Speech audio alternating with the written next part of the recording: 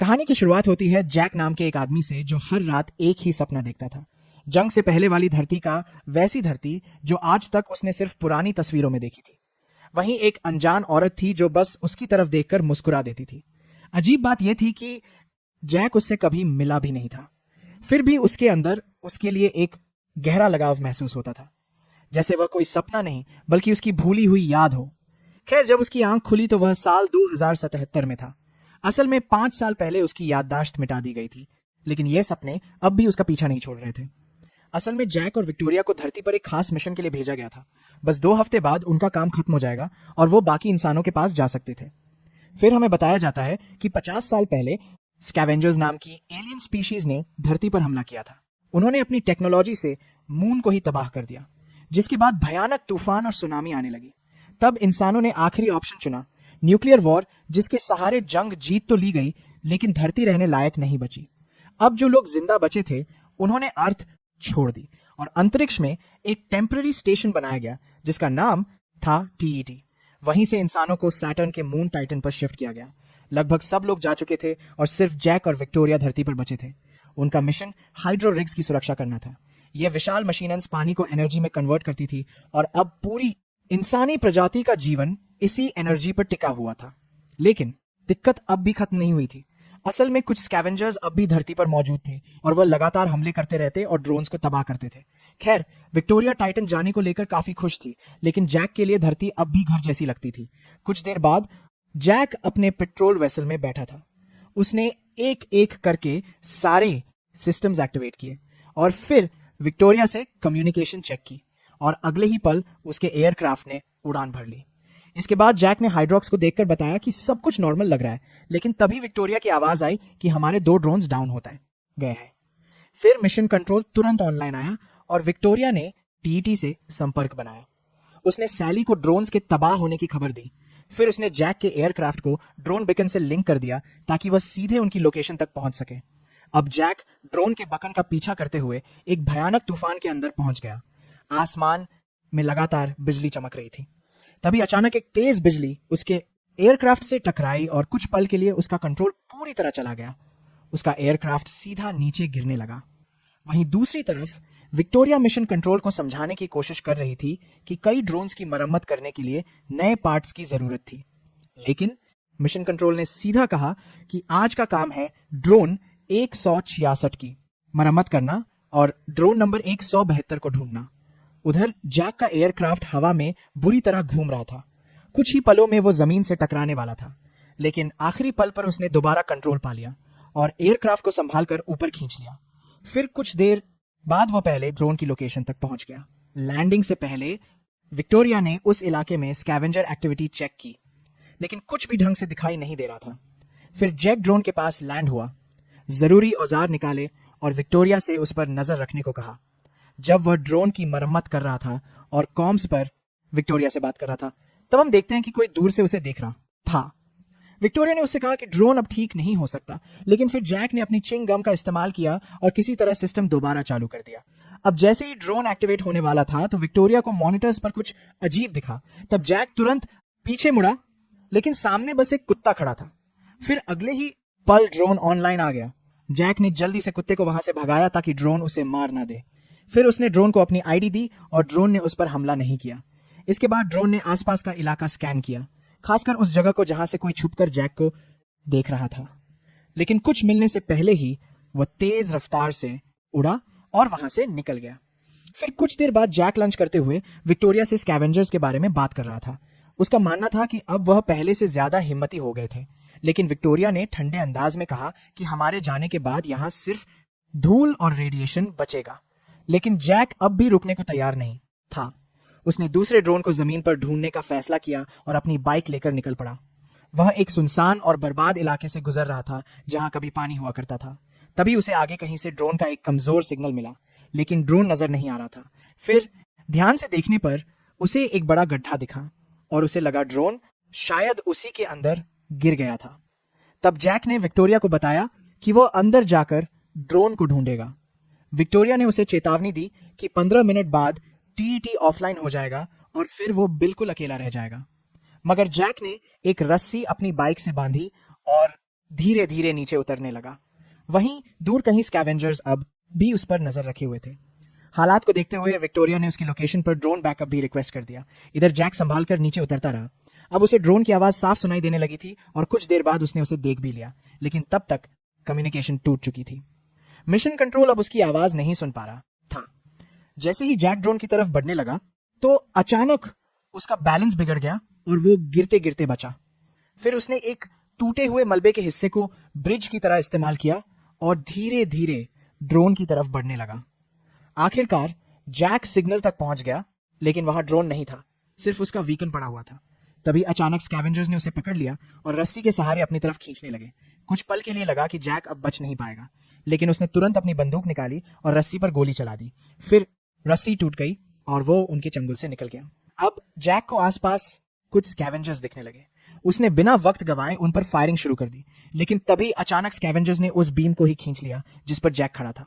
अब जैक ने पूरी ताकत लगाकर सामने की तरफ छलांग लगाई और किसी तरह गैप पार कर गया, लेकिन स्कैवेंजर्स अब भी उसका पीछा कर रहे थे और धीरे धीरे उसके करीब पहुंच रहे थे। फिर दूसरी तरफ पहुंचते ही जैक ने खुद को रस्सी से बांध लिया और ऊपर खींचने लगा। सब कुछ ठीक लग रहा था, लेकिन तभी किसी ने नीचे से गोली चला दी और रस्सी टूट गई और अगले ही पल जैक सीधा गड्ढे के अंधेरों में जा गिरा। अब हालात पूरी तरह बदल चुके थे। स्कैवेंजर्स उसकी तरफ बढ़ रहे थे और जैक के पास बचने का कोई रास्ता नहीं था। लेकिन तभी अचानक एक ड्रोन वहां आ पहुंचा। उसने पूरे इलाके को स्कैन करना शुरू किया और बिना चेतावनी दिए फायरिंग कर दी। कुछ ही पलों में पूरा इलाका धमाकों से भर गया। ड्रोन ने एक एक करके सारे स्कैवेंजर्स को खत्म कर दिया। ये वही ड्रोन नंबर 166 था। इसी बीच जैक को जमीन पर एक किताब मिली। पता नहीं क्यों, लेकिन उसने उसे अपने साथ रख लिया। फिर काफी मुश्किल के बाद जब वो वापस ऊपर पहुंचा तो उसने देखा उसकी बाइक गायब थी। स्कैवेंजर्स उसे चुरा कर ले जा चुके थे। खैर, किसी तरह जैक घर वापस लौट आया। फिर जब वो नहा रहा था तब उसके दिमाग में एक और पुरानी याद चमकी। इस बार न्यूयॉर्क की ये सपने अब धीरे धीरे ज्यादा असली लगने लगे थे। फिर कुछ देर बाद जैक एक ड्रोन की मरम्मत कर रहा था। तभी उसका ध्यान उस किताब की तरफ गया जो उसे गड्ढे में मिली थी। वो उसे खोलकर देखने ही वाला था कि विक्टोरिया बीच में आ गई। वो खाना बना रही थी और पीछे सूरज धीरे धीरे डूब रहा था। तब जैक ने विक्टोरिया को कुछ फूल दिए जो वह काफी देर से अपने साथ लेकर घूम रहा था, लेकिन विक्टोरिया ने बिना कुछ सोचे उन्हें बाहर फेंक दिया। उसका कहना था कि उनमें टॉक्सिन्स हो सकते हैं।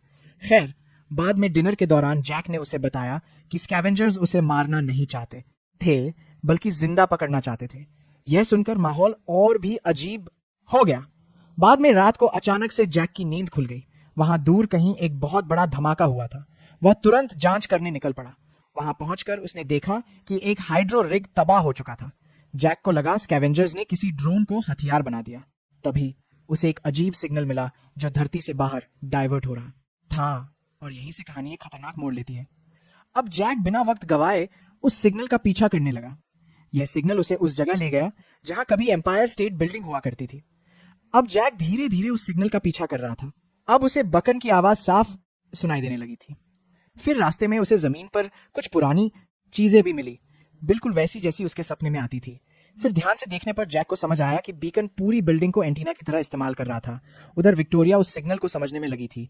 फिर कुछ देर बाद उसने बताया कि ये एक सेट ऑफ कोऑर्डिनेट्स थे जो किसी सुनसान और अनजान जगह की तरफ इशारा कर रहे थे।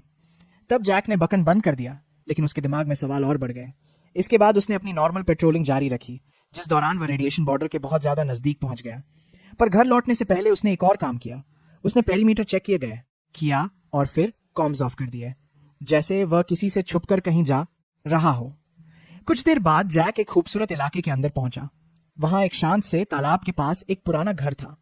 उसने अपना एयरक्राफ्ट लैंड किया और अंदर जाकर लाइट्स ऑन कर दी। यह जगह बिल्कुल अलग थी, जैसे बर्बाद दुनिया के बीच किसी ने पुरानी धरती का एक टुकड़ा संभाल कर रख दिया हो।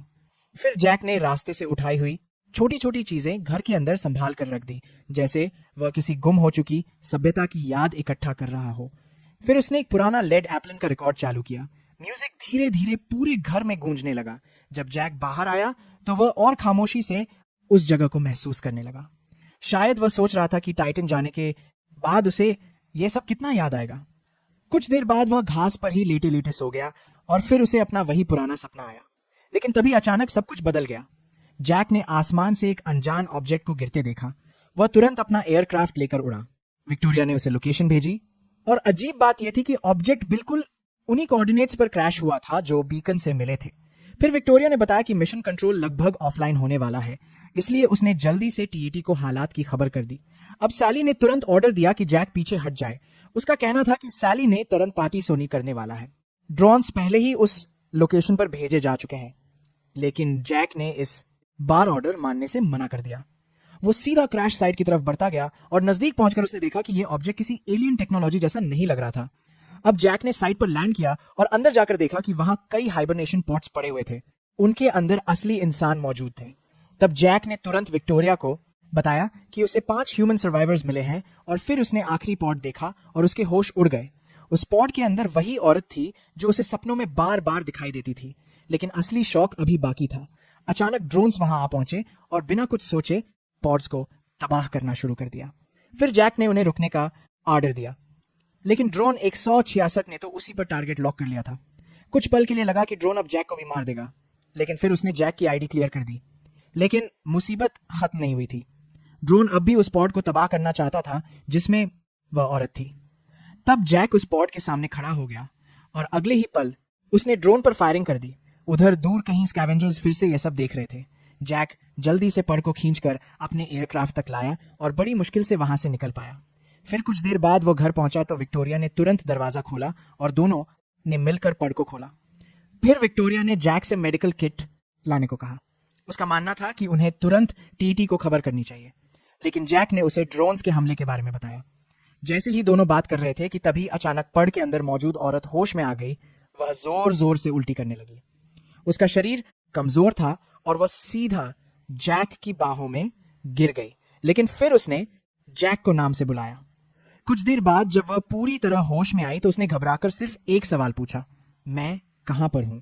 पूछने पर उसने यह भी बताया कि उसका नाम जूलिया है। विक्टोरिया ने उसे क्रैश और उसकी क्रू के बारे में बताया, लेकिन जूलिया अब भी पूरी तरह कंफ्यूज लग रही थी, जैसे उसे समझ ही नहीं आ रहा हो कि उसके साथ हुआ क्या है। फिर उसने धीरे से एक सवाल पूछा, मैं कितने टाइम तक सो रही थी? और जैक का जवाब सुनकर उसके होश उड़ गए। 60 साल। फिर कुछ देर बाद तीनों साथ बैठकर लंच कर रहे थे। तब जैक ने जूलिया से उस बकन और उसके मिशन के बारे में पूछना शुरू किया। जूलिया ने बताया कि उसे अपनी शिप से फ्लाइट रिकॉर्डर लाना होगा, शायद उसमें सारे जवाब थे। लेकिन विक्टोरिया ने उसे साफ कह दिया कि पिछले 60 सालों में धरती पूरी तरह बदल चुकी थी। फिर दोनों ने जूलिया को एलियंस के कब्जे के बारे में सब कुछ बताया कि कैसे जंग हुई, कैसे इंसान टाइटन और स्पेस स्टेशन पर शिफ्ट हो गए। यह सब सुनकर जूलिया शॉक में थी। तभी उसकी नजर जैक और विक्टोरिया के हाथ पर पड़ी और वह हल्की सी हंस पड़ी। लेकिन विक्टोरिया को जूलिया बिल्कुल पसंद नहीं आ रही थी। उसकी आंखों में एक अजीब बेचैनी थी। फिर कुछ देर बाद जैक और विक्टोरिया अकेले बात कर रहे थे। विक्टोरिया ने सीधा कह दिया कि वह जूलिया को यहां नहीं रखना चाहती। तब जैक ने उससे एक अजीब सवाल पूछा, क्या तुम्हें मिशन से पहले का कुछ याद है? क्या तुम उसे पहचानती हो? यह सुनते ही विक्टोरिया गुस्सा हो गई। उसने जैक को याद दिलाया कि जूलिया का बिकन ही स्कैवेंजर्स को उन तक ले आया था और अब स्कैवेंजर्स उनका घर तक ढूंढ चुके थे। हालात धीरे धीरे और खतरनाक होते जा रहे थे। फिर रात में जूलिया जाग रही थी जब जैक उसके पास आया। जैक ने उसे बताया कि विक्टोरिया उसके बारे में टीटी को खबर कर देगी और फिर किसी को उसे लेने नीचे भेज दिया जाएगा। लेकिन जूलिया अब भी सिर्फ एक चीज के बारे में सोच रही थी। फ्लाइट रिकॉर्डर उसका कहना था कि उन दोनों को सच जानने की जरूरत है। आखिरकार जैक उसके साथ क्रैश साइट पर जाने के लिए मानने गया। कुछ देर बाद दोनों क्रैश साइट पर पहुंच गए। वहीं विक्टोरिया उन्हें एयरक्राफ्ट के कैमरा से देख रही थी। फिर जैसे ही जूलिया ने तबाह हो चुके पॉट्स देखे तो उसका चेहरा उतर गया।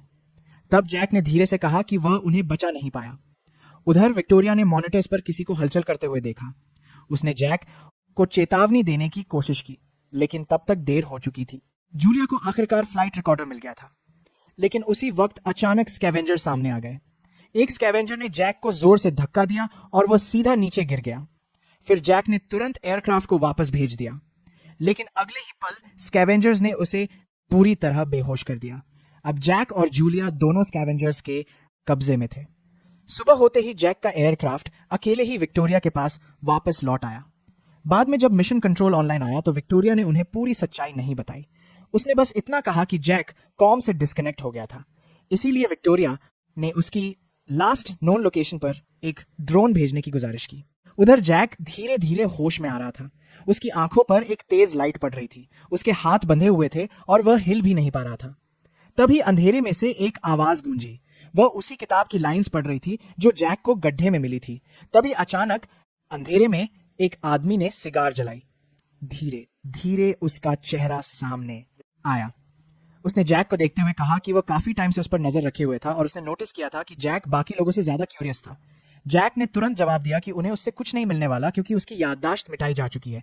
लेकिन उस आदमी ने एक के बाद एक अजीब सवाल पूछने शुरू किए। क्या तुम कभी किसी असली स्कैवेंजर से मिले हो? क्या तुम कभी रेडिएशन जोन के अंदर गए हो? क्या तुमने कभी ज्यादा सवाल पूछने की कोशिश की? मगर जैक के पास इन सवालों का कोई जवाब नहीं था। तभी अचानक लाइट्स ऑन हो गई और जैक ने जो देखा उससे उसके होश उड़ गए। वह पूरी बिल्डिंग इंसानों से भरी हुई थी, असली इंसान। ये देखते ही जैक पूरी तरह कंफ्यूज्ड हो गया। तब उस आदमी ने अपना नाम बताया, बीच।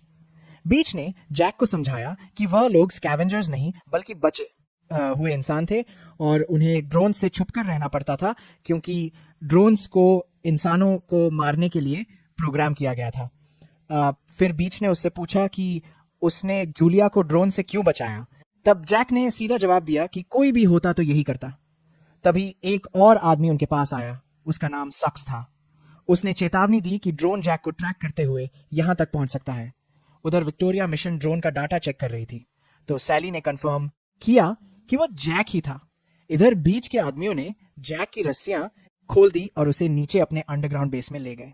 वहां बीच ने जैक को सच बताया। उसने कहा कि जूलिया का शिप उन्होंने ही गिराया था क्योंकि उन्हें उसका रिएक्टर चाहिए था। फिर उसने जैक को एक और खतरनाक प्लान के बारे में बताया।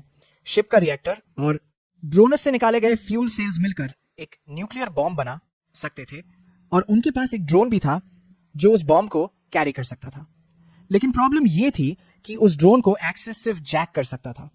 दूसरी तरफ एक एक्टिव ड्रोन जैक के डीएनए सिग्नल को ट्रेस करता हुआ उनके अड्डे की तरफ तेजी से बढ़ रहा था। अब बीच चाहता था कि जैक उस पकड़े हुए ड्रोन को प्रोग्राम करे ताकि वह न्यूक्लियर बॉम्ब लेकर सीधा टीटी के सेंटर तक पहुंच जाए और हमेशा के लिए यह जंग खत्म हो जाए। लेकिन जैक ने साफ मना कर दिया और अगले ही पल सक्स ने उस पर गोली चला दी। अब हालात और भी खराब तब हुए जब स्कैवेंजर्स जूलिया को वहां ले आए और जैक को उसकी जान की धमकी देने लगे। लेकिन तभी अचानक पूरी बिल्डिंग में अलार्म बजने लगा। असल में एक ड्रोन उनके अड्डे तक पहुंच चुका था। ड्रोन अंदर आते ही पूरे इलाके को स्कैन करने लगा। स्कैवेंजर्स ने उसे रोकने की कोशिश की लेकिन ड्रोन ने कुछ ही पलों में कई लोगों को मार दिया। आखिरकार साइक्स ने किसी तरह उस ड्रोन का खात्मा कर दिया। उधर विक्टोरिया और मिशन कंट्रोल ने कंफर्म किया कि ड्रोन ऑफलाइन हो चुका था। फिर हालात देखते हुए विक्टोरिया ने 2 और ड्रोन्स की रिक्वेस्ट भेज दी। और अजीब बात यह थी कि उस वक्त जैक भी बीच को वही बात बता रहा था। स्कैवेंजर्स समझ गए थे कि अब वहां रुकना खतरे से खाली नहीं था, इसलिए उन्होंने जैक और जूलिया को जाने दिया। लेकिन जाने से पहले बीच ने जैक को एक ऐसी बात कही जिसने उसके अंदर और भी ज्यादा सवाल पैदा कर दिए। उसने कहा कि अगर जैक सच जानना चाहता है तो उसे रेडिएशन जोन के अंदर जाना होगा। फिर कुछ देर बाद जैक और जूलिया एम्पायर स्टेट बिल्डिंग की तरफ जा पहुंचे। वहां पहुंचकर जैक ने विक्टोरिया को मैसेज भेजा कि वो जिंदा है। विक्टोरिया ने तुरंत मिशन कंट्रोल को खबर दी ताकि बाकी ड्रोन्स को वापस बुलाया जा सके और फिर उसने जैक का एयरक्राफ्ट उसकी लोकेशन की तरफ भेज दिया। जब तक एयरक्राफ्ट उन तक पहुंचता तब जैक के दिमाग में सिर्फ एक ही सवाल घूम रहा था, तुम असल में हो कौन? तब जूलिया ने धीरे धीरे सच बताना शुरू किया। उसने बताया कि वह जिस मिशन पर थी वह असल में टाइटन के लिए एक रिसर्च फ्लाइट थी, लेकिन लॉन्च से सिर्फ 6 हफ्ते पहले उनके सेंसर्स ने अंतरिक्ष में एक अनजान एलियन ऑब्जेक्ट का पता लगाया था और उसके बाद उनका मिशन बदल दिया गया। उन्हें उस ऑब्जेक्ट की जांच करने भेजा गया और वही ऑब्जेक्ट था टीईटी। फिर जूलिया ने जैक की तरफ देखा और एक ऐसी बात कही जिसने उसकी पूरी दुनिया हिला दी। उसने कहा, मैं तुम्हारी पत्नी हूं और उससे भी बड़ा शौक अभी बाकी था। तुम वो नहीं हो जो तुम समझते हो। जैक कुछ पल के लिए बिल्कुल चुप हो गया। फिर जूलिया ने उसे बताया कि जिस जगह वह दोनों खड़े थे वहीं पर जैक ने उसे शादी के लिए प्रपोज किया था। यह सुनते ही जैक के दिमाग में कुछ पुरानी यादें फ्लैश होने लगी, कुछ टुकड़े, कुछ चेहरे, लेकिन सब कुछ अब भी धुंधला था, जैसे उसका दिमाग सच याद करने की कोशिश कर रहा हो। तभी एयरक्राफ्ट वहां पहुंच गया, लेकिन जैसे ही विक्टोरिया ने जैक और जूलिया को एक दूसरे के करीब देखा तो उसके चेहरे का रंग बदल गया। कुछ देर बाद दोनों घर आ गए, लेकिन विक्टोरिया ने उन्हें अंदर ही नहीं आने दिया। फिर जैक ने उसे समझाने की कोशिश की। उसने कहा कि उन्हें तुरंत वहां से निकलना होगा और फिर उसने जूलिया की तरफ देखकर कहा कि यह मेरी पत्नी है। यह सुनते ही विक्टोरिया ने बिना देर किए टीटी को जूलिया के बारे में खबर कर दी। बेचारा जैक उसे रोकता रहा, लेकिन अब बहुत देर हो चुकी थी और तभी अचानक घर का दरवाजा खुल गया। घर में रखा एक ड्रोन एक्टिवेट हो चुका था। जैक ने विक्टोरिया से उसके साथ चलने को कहा, लेकिन वह कुछ भी मानने को तैयार नहीं थी। ना वह जैक की बातों पर यकीन कर रही थी और ना सच कबूल कर पा रही थी। अगले ही पल ड्रोन ने फायरिंग कर दी और विक्टोरिया वहीं मारी गई। ड्रोन अब धीरे धीरे जैक की तरफ बढ़ने लगा। वो उसे भी मारने वाला था, लेकिन तभी जूलिया ने फायरिंग करके ड्रोन को तबाह कर दिया। इसके कुछ देर बाद जैक ने आखिरकार टीटी से सीधी बात की। उसने कहा कि वो जैक और जूलिया को अंदर लाना चाहते हैं ताकि उन्हें एक नया मिशन दिया जा सके। अब सब कुछ साफ होने लगा था। तभी जैक और जूलिया तुरंत घर छोड़कर निकल गए, लेकिन टीटी ने उनके पीछे ड्रोन्स भेज दिए और यहीं से शुरू हुई एक खतरनाक चेस। ड्रोन्स लगातार उनका पीछा कर रहे थे। बचने के लिए जैक सीधा तूफान के अंदर घुस गया ताकि बिजली ड्रोन्स पर गिर सके। कुछ पल के लिए ड्रोन्स रुक भी गए, लेकिन फिर दोबारा उनके पीछे आ गए। तब जैक ने एयरक्राफ्ट को एक झरने के पीछे छुपा दिया। इसकी वजह से ड्रोन्स कुछ पलों के लिए कंफ्यूज हो गए। बस वही मौका था कि जैक अचानक पीछे से निकला और 2 ड्रोन्स को उड़ा दिया। लेकिन आखिरी ड्रोन इतनी आसानी से खत्म होने वाला नहीं था। उसने लगभग उनका शिप क्रैश कर ही दिया था, लेकिन जैक ने किसी तरह उसे तबाह कर दिया। लेकिन असली मुसीबत अभी भी बाकी थी। ड्रोन 166 अभी भी उनका पीछा कर रहा था। वह सीधा उन्हें धक्का देते हुए रेडिएशन जोन के अंदर ले गया। अगले ही पल वह उनके शिप से टकरा गया और पूरा एयरक्राफ्ट तबाह हो गया। आखिरकार जैक को मजबूरी में इमरजेंसी एस्केप लीवर खींचना पड़ा। अब दोनों रेडिएशन जोन के अंदर फंस पड़े चुके थे। कुछ देर बाद जैक को दूर कहीं एक ड्रोन की आवाज सुनाई दी। वो देखने गया कि ड्रोन एक्टिव है या नहीं, लेकिन तभी उसने कुछ ऐसा देखा जिसने उसके पैरों तले जमीन खींच ली। उसके सामने बिल्कुल उस जैसा एक और एयरक्राफ्ट लैंड हुआ। जैक ने दूरबीन से अंदर देखने की कोशिश की, लेकिन उसे उस आदमी का चेहरा साफ नजर नहीं आया। इसलिए वह धीरे धीरे करीब गया और फिर उसने जो देखा उस पर यकीन करना नामुमकिन था। वह आदमी कोई और नहीं, खुद जैक था। दूसरे जैक ने तुरंत उस पर बंदूक तान दी और अपने हथियार नीचे डालने को कहा। लेकिन उससे भी ज्यादा हैरानी की बात यह थी कि उस दूसरे जैक को भी जूलिया याद थी, जैसे वह भी वही आदमी हो। जल्द ही दोनों जैक्स के बीच लड़ाई शुरू हो गई। पहले दोनों बंदूक के लिए लड़ने लगे और फिर बाद सीधा हाथापाई तक पहुंच गई। अब दोनों एक दूसरे को बुरी तरह मार रहे थे, जैसे दोनों को समझ ही नहीं आ रहा हो कि सामने वाला दुश्मन है या खुद का ही एक हिस्सा। आखिरकार पहले जैक यानी जैक 49 ने किसी तरह दूसरे जैक यानी जैक 52 को गिरा दिया और उसे हिलने लायक नहीं छोड़ा। लेकिन तभी अचानक से ड्रोन 166 दोबारा से एक्टिवेट हो गया। लेकिन जैक 49 ने बिना वक्त गवाए ड्रोन का फ्यूल सेल निकाल लिया और ड्रोन तुरंत बंद हो गया। उसके बाद जैक ने जूलिया को आवाज लगाई, लेकिन जैसे ही वह उसके पास पहुंचा तो उसका चेहरा उतर गया। उसने देखा कि जूलिया को गोली लग चुकी थी। अब जैक तुरंत उसे उठाकर सुरक्षित जगह ले गया। फिर उसने जैक 52 को बांधा, उसका एयरक्राफ्ट लिया और सीधा उसके बेस की तरफ निकल पड़ा। कुछ देर बाद जब वो वहां पहुंचा तो उसने देखा कि सब कुछ लगभग एक जैसा था।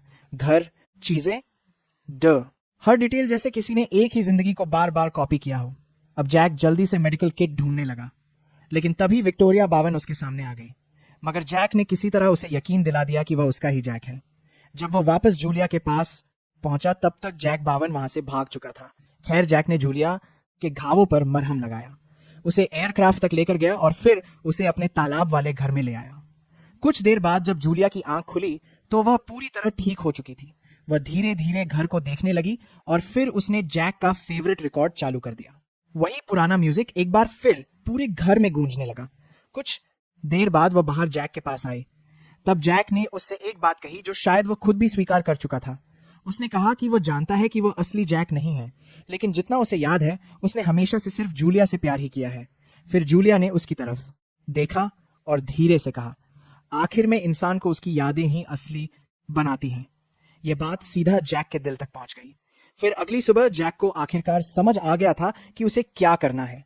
उसने बीच की मदद करने का फैसला कर लिया था और इस बार जूलिया भी उसके साथ थी। कुछ देर बाद दोनों स्कैवेंजर्स के अड्डे पर जा पहुंचे। बीच उन्हें देखकर खुश हो गया क्योंकि अब उनका प्लान सच में मुमकिन लग रहा था। लेकिन दूसरी तरफ टीटी भी चुप नहीं बैठा था। वो जैक की पिछली फुटेज की जांच कर रहा था और उसे जैक का डाटा मिल चुका था। फिर अगले ही पल टीटी ने उनके पीछे 3 ड्रोन्स भेज दिए।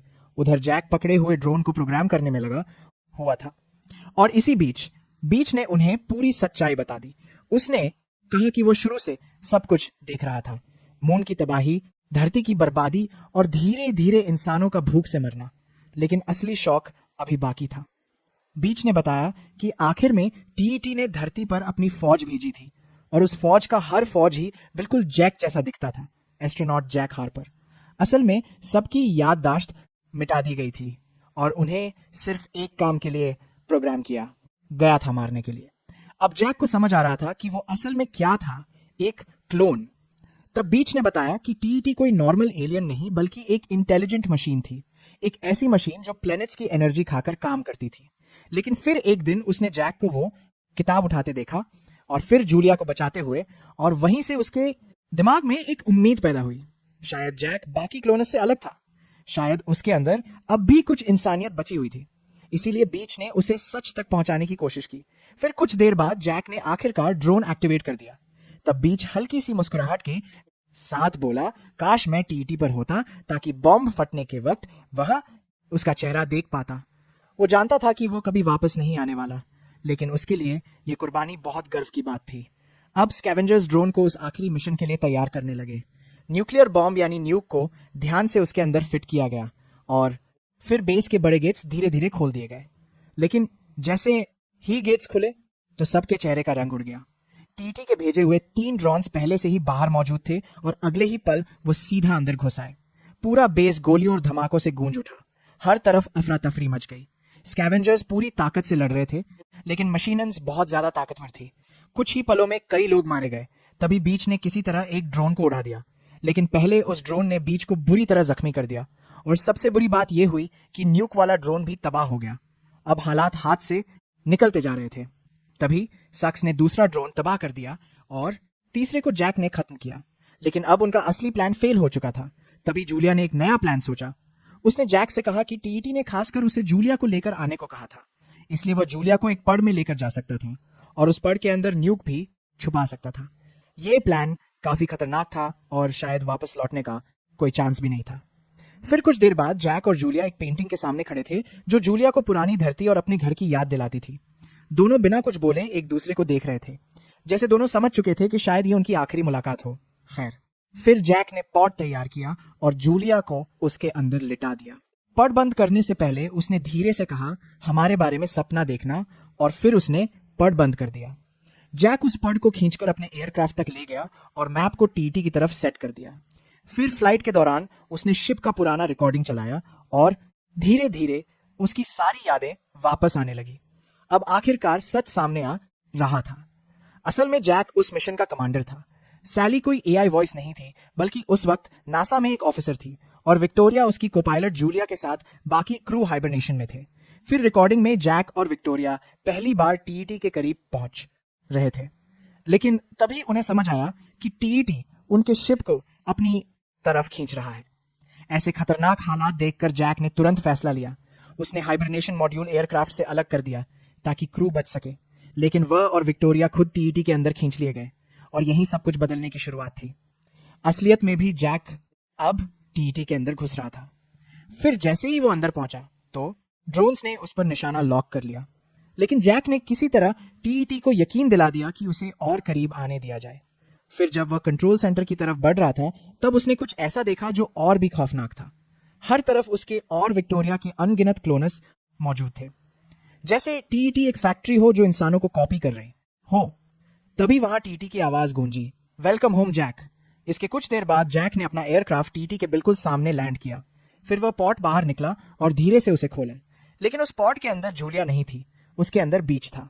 वहीं दूसरी तरफ जूलिया का पॉट भी खुला, लेकिन वो टीटी में नहीं बल्कि तालाब के पास वाले घर में जागी थी। तब उसे समझ आया कि जैक ने उसे बचाने के लिए वहां भेजा था। उधर धरती पर बचे हुए इंसानों के पास ड्रोन्स पहुंचने लगे थे, लेकिन टीटी के अंदर जैक और बीच ने मिलकर न्यूक एक्टिवेट कर दिया और अगले ही पल एक भयानक धमाके ने पूरे टीटी को तबाह कर दिया। उसके साथ ही दुनिया भर के सारे ड्रोन्स भी बंद हो गए। वहीं दूर धरती पर सक्स और जूलिया बस उस धमाके को देख रहे थे। आखिरकार जंग खत्म हो चुकी थी। इसके 3 साल बाद जूलिया उसी तालाब वाले घर में अपनी छोटी बेटी के साथ रह रही थी। सब कुछ शांत लग रहा था, लेकिन तभी अचानक कुछ लोग तालाब के पास आते दिखाई दिए। ये बचे हुए सर्वाइवर्स थे। आखिरकार जैक अपनी पत्नी और अपनी बेटी के पास वापस आ चुका था। यही कहानी खत्म होती है। दोस्तों, उम्मीद करता हूं कि आपको यह कहानी पसंद आई होगी। अगर पसंद आई है तो सोच क्या रहे हो, चैनल को सब्सक्राइब जरूर करें।